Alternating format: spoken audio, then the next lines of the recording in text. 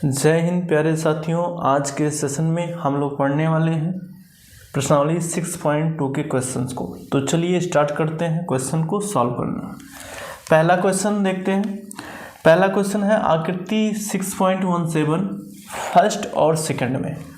ये पहला फिगर है और ये दूसरा फिगर है, ठीक है। डी समांतर BC, यहाँ पर डी समांतर है BC के, डी समांतर है BC के। फर्स्ट में AC का मान निकालना है, ये आपको निकालना है, और सेकंड में AD ज्ञात कीजिए, ठीक है। सेकंड में क्या निकालना है, AD, ये आपको ज्ञात करना है। तो चलिए निकालते हैं।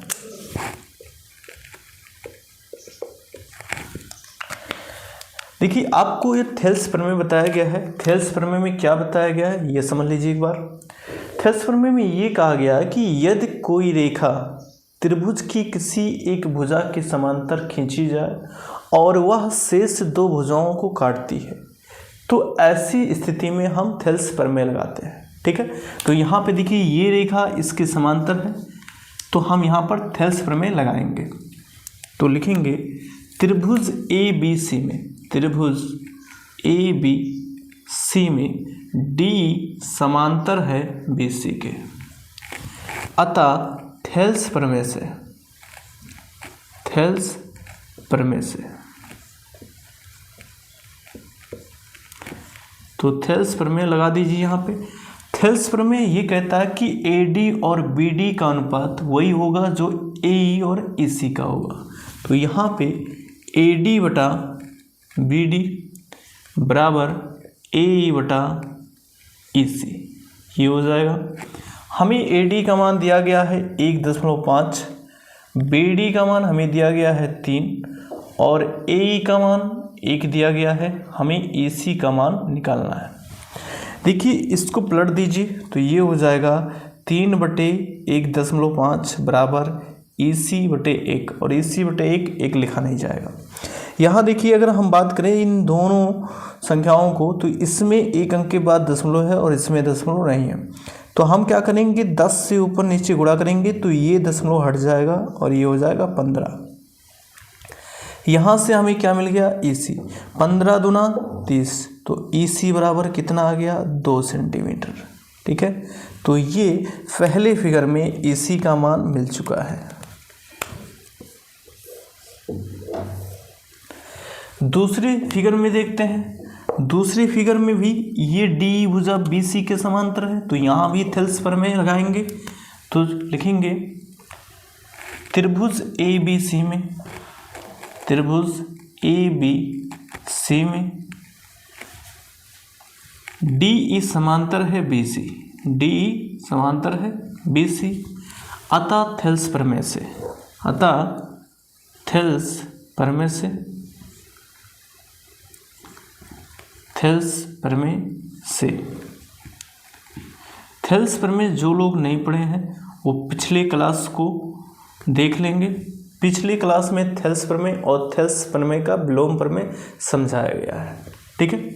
तो यहाँ भी AD और BD का अनुपात बराबर होगा किसके, बराबर होगा AE बटा EC के। तो ये हो जाएगा AE बटा EC के।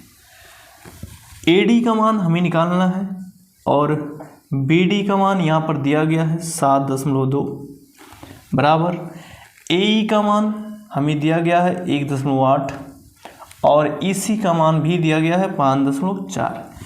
देखिए यहाँ पर दोनों संख्याओं में एक अंक के बाद दशमलव है, तो दोनों दशमलव हट जाएंगे, तो हम इन्हें काट सकते हैं। 18 × 18 और 18 × 54। 7.2 से LHS में भाग किया गया है तो RHS में गुणा हो जाएगा। तो AD बराबर ये हो जाएगा 1/3 गुणा 7.2। इसको डिवाइड कर दीजिए तो ये हो जाएगा 24 × 72 यानी 2.4। तो AD का मान कितना मिल गया, 2.4 सेंटीमीटर। तो यहाँ से हमें AD का मान मिल चुका है, ठीक, और ये हमारा आंसर है। सेकेंड नंबर क्वेश्चन को देखते हैं। किसी त्रिभुज PQR की भुजाओं PQ और PR पर क्रमशः बिंदु E और F स्थित हैं। तो चलिए फिगर बनाते हैं। एक त्रिभुज है PQR, तो यहाँ पे हम त्रिभुज पी क्यू आर बना देते हैं।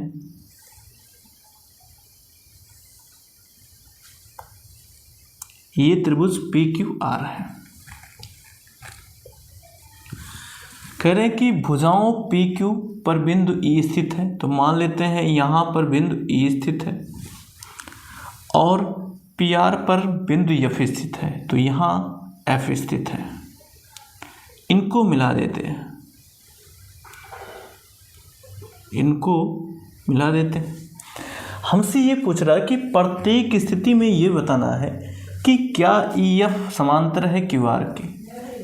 तो यहाँ पर अलग अलग स्थितियों में P E, E Q, P F, F R के अलग अलग मान दिए गए हैं और हमें प्रत्येक स्थिति में बताना है कि क्या ई एफ समांतर है क्यू आर के।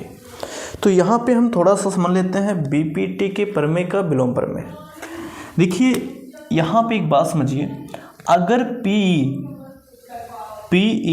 और बटा ई क्यू का मान बराबर हो जाता है पी एफ बटा एफ आर के, ठीक है, अर्थात एक त्रिभुज है और त्रिभुज में क्या है, एक रेखा खींची गई है जो किन्हीं दो बिंदुओं को काट रही है और वो जिस भुजा को काट रही है, ठीक है, वहाँ पे जो भी खंड बनने हैं जैसे पी और ई क्यू, इनका अनुपात और इनके अनुपात के बराबर है, तो हम ये कहेंगे कि थेल्स के विलोम प्रमेय से ई एफ समांतर होगा क्यू आर के।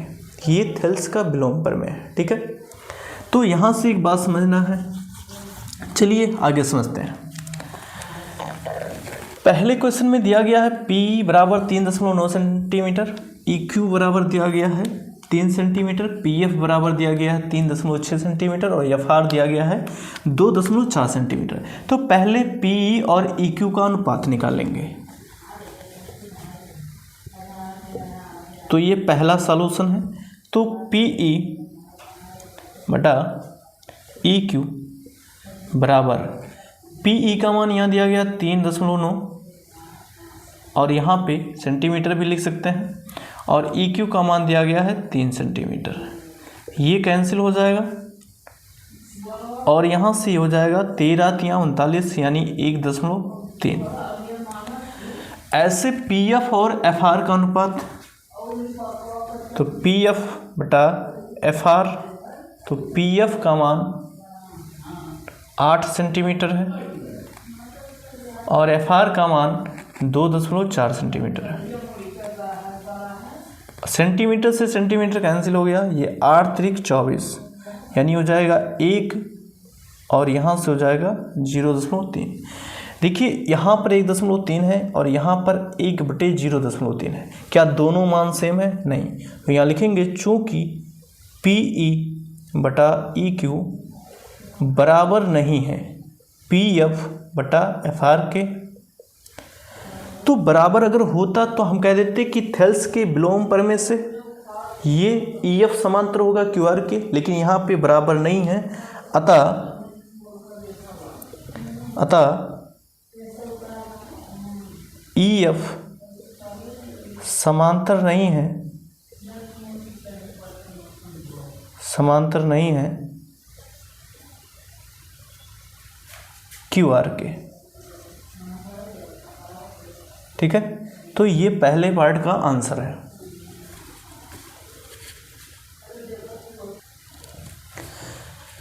इसका सेकंड पार्ट देखते हैं। सेकंड पार्ट में भी देखिए हमें पी दिया गया है, क्यू ई दिया गया है, तो यहाँ भी अनुपात निकालते हैं। तो पी ई बटा क्यू ई या ई क्यू लिख देते हैं, कोई दिक्कत नहीं है। तो पी ई का मान है 4 और क्यू ई का मान है 4.5। देखिए अगर इस दशमलव को हटाना है तो 10 से ऊपर नीचे गुणा करेंगे तो ये ऊपर हो जाएगा 40 और ये हो जाएगा 45। 5 × 40, 5 × 9 45। तो यहाँ से मिल चुका है हमें 8/9। ऐसे पी एफ और एफ आर का मान निकालते हैं। तो यहाँ पी एफ लेकिन एफ आर की जगह आर एफ, तो पी एफ बटा आर एफ। पी एफ का मान 8 सेंटीमीटर है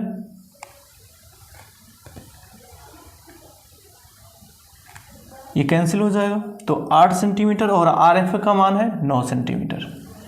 तो यहाँ से ये कैंसिल हो गया 8/9।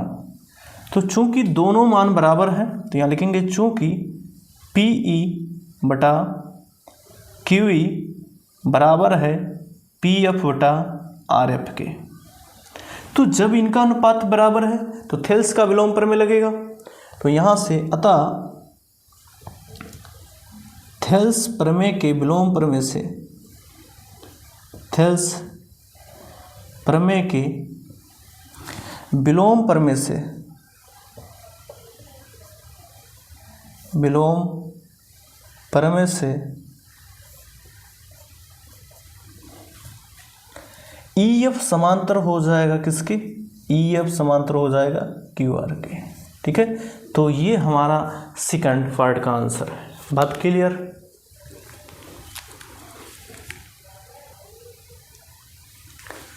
थर्ड पार्ट को देखते हैं।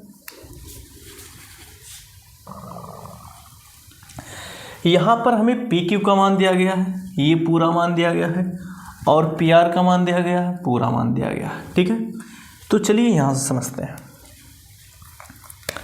देखिए हम तो जानते हैं पी ई और ई क्यू का ही अनुपात निकालेंगे, लेकिन इसको बदलेंगे कैसे ये समझते हैं। देखिए पी ई हमें दिया गया है, पी हमें यहाँ दिया गया है, लेकिन हमें क्यू ई नहीं दिया गया है। तो यहाँ पे हम बात समझते हैं क्यू ई को कैसे निकाल सकते हैं। देखिए क्यू ई बराबर हमें निकालना है, तो बताइए अगर पी क्यू से अगर हम पी ई घटा देते हैं तो हमें मिल जाएगा क्यू ई। ठीक है, यानी देखिए पी क्यू हमें पता है, बिल्कुल पता है, और पी ई भी पता है। तो क्यू ई का मान हम पी क्यू और पी ई के पदों में लिखेंगे। तो यहाँ से हम क्या लिख सकते हैं, पी ई बटा क्यू ई की जगह क्या लिख सकते हैं, P Q minus P E. ठीक है, यहाँ से अब हम मान रख देते हैं पी ई का मान कितना है 0.18, और ये हो जाएगा सेंटीमीटर। देखिए सेंटीमीटर नहीं लिखते हैं क्योंकि सेंटीमीटर ऊपर भी आएगा नीचे भी आएगा तो वो लास्ट में कैंसिल हो जाएगा, लेकिन इसका कोई मतलब नहीं है। पी क्यू का मान रख देते हैं तो 1.28 माइनस पी का मान 0.18। यहाँ से इसको हल करेंगे तो 0.18, देखिए 8 से 8 घटा 0, 2 से घटा 1, और यहाँ बचा 1। दोनों संख्याओं में 2 अंक के बाद दशमलव है तो दोनों दशमलव हट जाएंगे, और यहाँ से इनको डिवाइड कर देते हैं। तो ये हो जाएगा 2 9 18 और 55 दूना 110, तो ये हो गया 9/55। ठीक है, अर्थात पी ई और क्यू ई का अनुपात जो आया वो 9:55 आया। ठीक है, तो यहाँ से हम एक लाइन लिख देते हैं, पी ई बटा क्यू ई बराबर 9/55। फिर देखिए हम क्या निकालेंगे, पी एफ और एफ आर का अनुपात निकालेंगे। तो पी एफ और एफ आर का अनुपात निकालेंगे। देखिए यहाँ से पी एफ तो हमें पता है लेकिन एफ आर नहीं पता है, तो एफ आर को कैसे निकाल सकते हैं यहाँ समझते हैं। एफ आर को निकालना है तो बताइए अगर पूरे पी आर से हम पी एफ घटा दें तो एफ आर मिल जाएगा, तो P R minus P F. ठीक है, ये लिख सकते हैं यहाँ पे, तो यहाँ लिख देते हैं। तो पी एफ तो हमें पता है, एफ आर को हम लिखेंगे P R minus P F. ठीक है, अब मान रख देते हैं। तो पी एफ का मान हमें दिया गया 0.36, और यहाँ से पी आर का मान दिया गया है 2.56, और माइनस पी एफ का मान 0.36 बराबर। यहाँ से इसको आगे हल करते हैं तो ये हो जाएगा सेम, और इसको हटाएंगे तो 6 से 6 घटा 0, 5 से 3 घटा तो 2 और 0.2। दोनों संख्याओं में समान अंक के बाद दशमलव है, दशमलव हट जाएंगे और इनको डिवाइड कर देते हैं।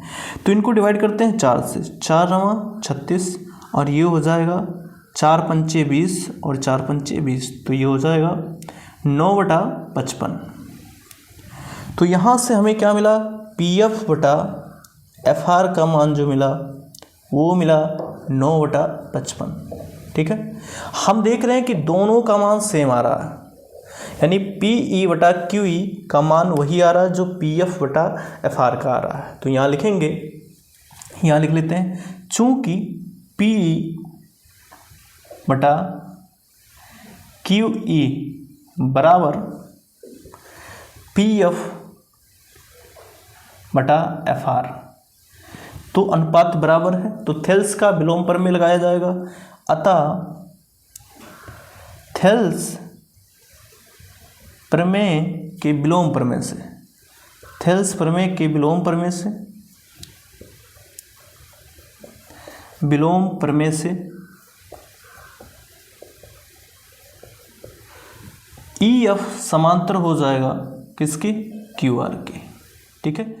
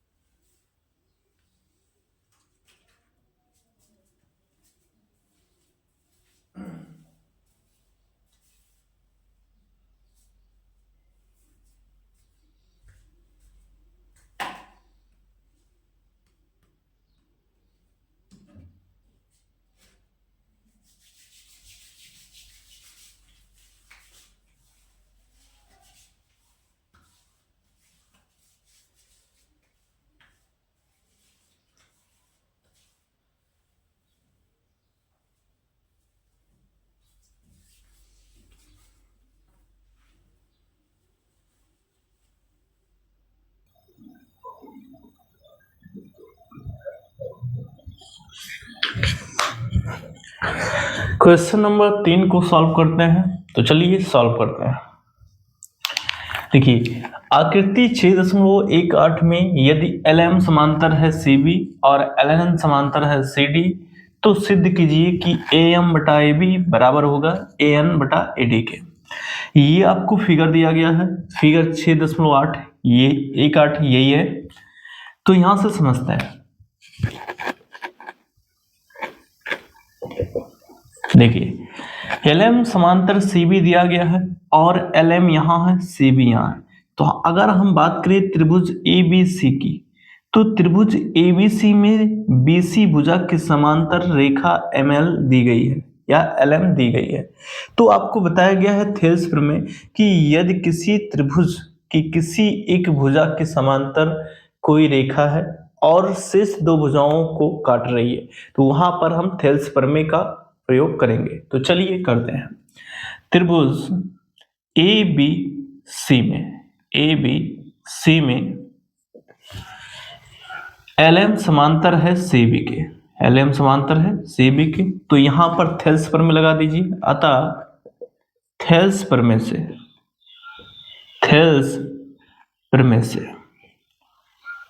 तो थेल्स प्रमेय से क्या होगा, AM और BM का अनुपात जो होगा, AM और BM का जो अनुपात होगा, वही अनुपात AL और CL का होगा। तो AL बटा CL। ठीक है, इससे हम समीकरण 1 मान लेंगे। देखिए, पुनः यहां पर दिया गया कि LN समांतर CD, तो LN समांतर CD अर्थात यहां से त्रिभुज ADC में, तो पुनः त्रिभुज ADC में LN समांतर CD, यहां पर भी थेल्स प्रमेय लगाएंगे। अतः थेल्स प्रमेय से तो यहां पर भी AN और DN का अनुपात वही होगा जो AL और CL का होगा। तो यहाँ पर AN बटा DN और बराबर होगा किसके, यहाँ से बराबर होगा AL बटा CL के, और इसे समीकरण 2 मानेंगे। समीकरण 1 और 2 को देखिए ध्यान से, तो हम देख रहे हैं कि इसके RHS बराबर है, तो इसके RHS बराबर हैं तो LHS भी बराबर होंगे। तो यहां लिखेंगे समीकरण 1 व 2 से, समीकरण 1 व 2 से तो AM बटा BM बराबर होगा AN बटा DN के। ठीक है, यहां से एक बात समझते हैं, देखिए हमें जो प्रूव करके लाना है वो ये लेना है, ऊपर AM है लेकिन नीचे AB, यहां तो ऊपर ये AM मिल रहा है लेकिन नीचे BM मिल रहा है, अर्थात BM को हटा के हमें AB लाना है और DN को हटा के AD लाना है। बात क्लियर? देखिए यहां से समझते हैं कैसे ये हटेगा, तो इसको पलट दीजिए पहले, तो ये हो जाएगा BM बटा AM और बराबर DN बटा AN। यहां से हमें BM को हटाना है और दोनों तरफ हम 1 जोड़ देंगे, तो ये हो जाएगा BM बटा AM प्लस 1 बराबर DN बटा AN प्लस 1।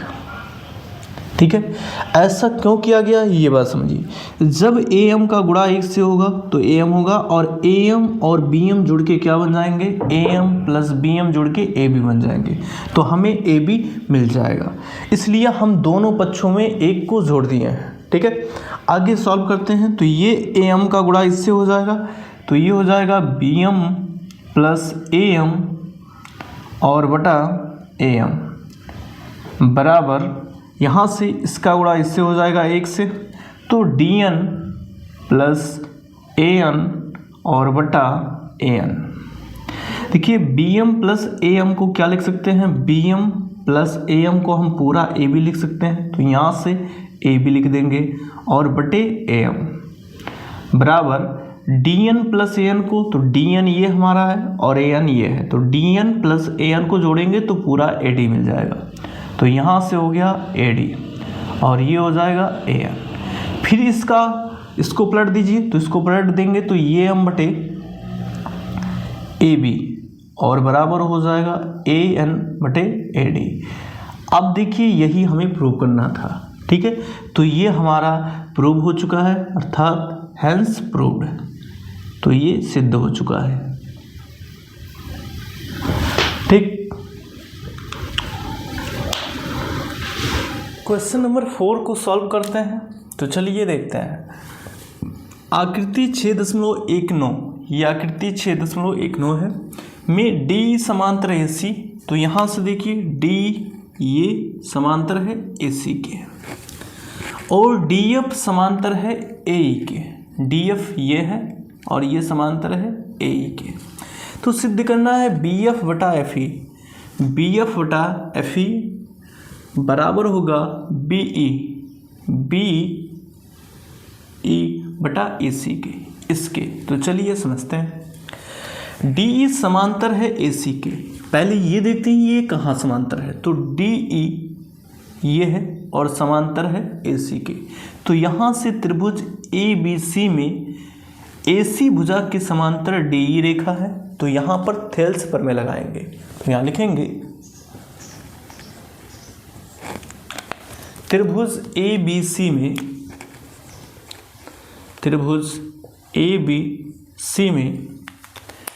DE समांतर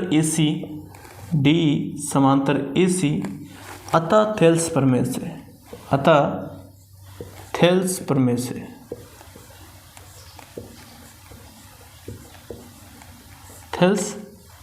से, तो यहाँ पे देखिए AD और BD का अनुपात वही होगा जो EC और BE का होगा, तो यहाँ लिखेंगे AD बटा BD बराबर EC बटा BE, तो EC बटा BE, और इसी इक्वेशन फर्स्ट मान लेंगे, ठीक है।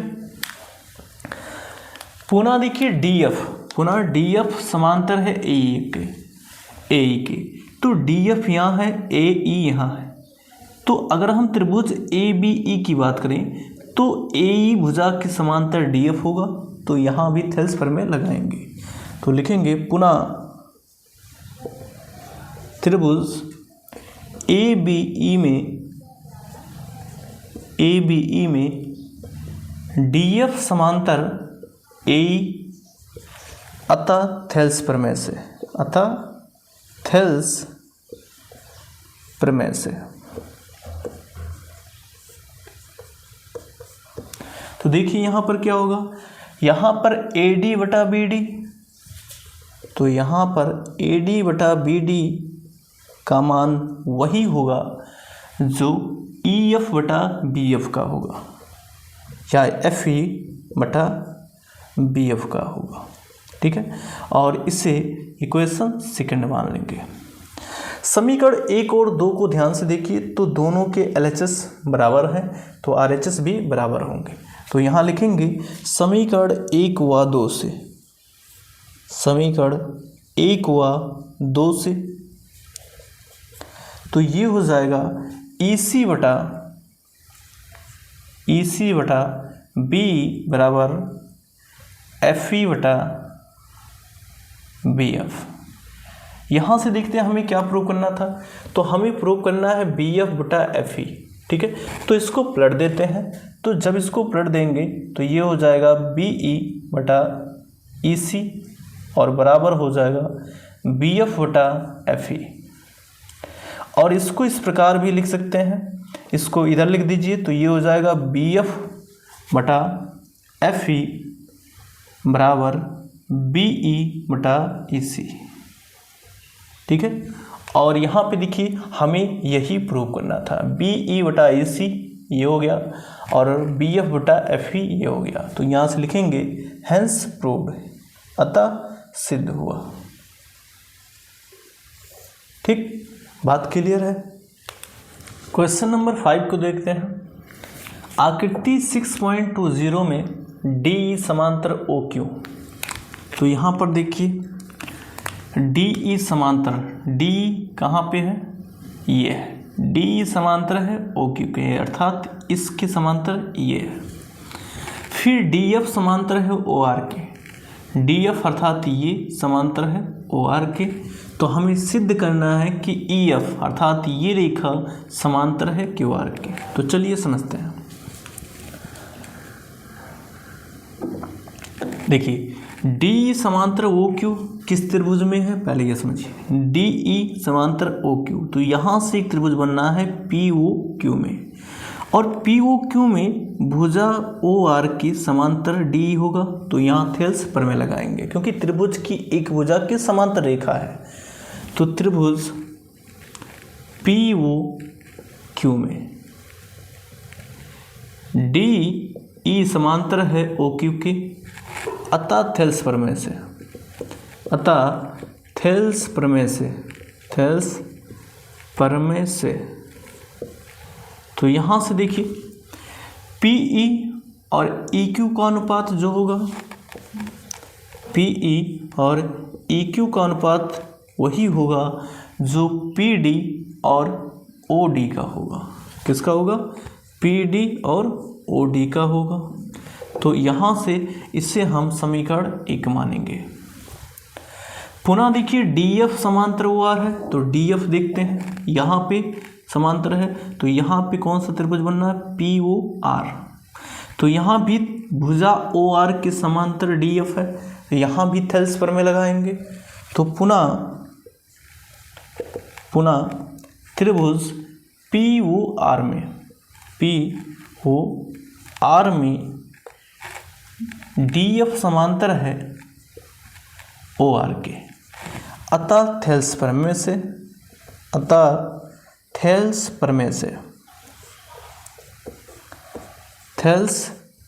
से।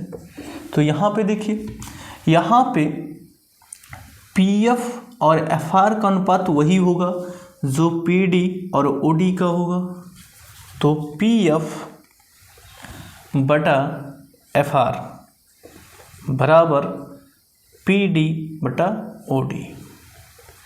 और यहाँ से इसे समीकरण 2 मानेंगे। समीकरण 1 और 2 के RHS बराबर हैं तो LHS भी बराबर हो जाएंगे।